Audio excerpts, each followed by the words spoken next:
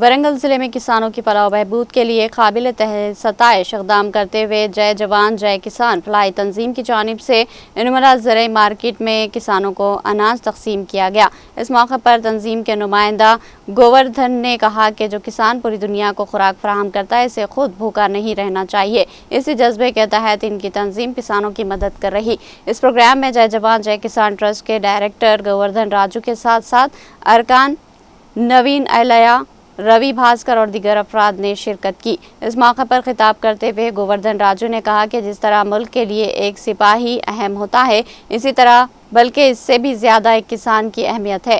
انہوں نے افسوس کا اظہار کرتے ہوئے کہا کہ آج کسانوں کو کمتر سمجھا جا رہا ہے، جبکہ وہ دن رات محنت کر کے فصل اگاتے ہیں اور اسے بازار تک پہنچاتے ہیں۔ انہوں نے مزید کہا کہ کچھ سرمایہ دار کسانوں کی محنت حاصل ہونے والے منافع کے باوجود کسانوں کو نظر انداز کرتے ہیں، جو کہ افسوسناک ہے۔ اگر کسان نہ ہو تو دنیا میں کھانے کے لیے کچھ بھی موجود نہ ہو، اس لیے ہمیں کسانوں کی قدر کرنی چاہیے اور ان کی حفاظت کرنا ہماری ذمہ داری ہے۔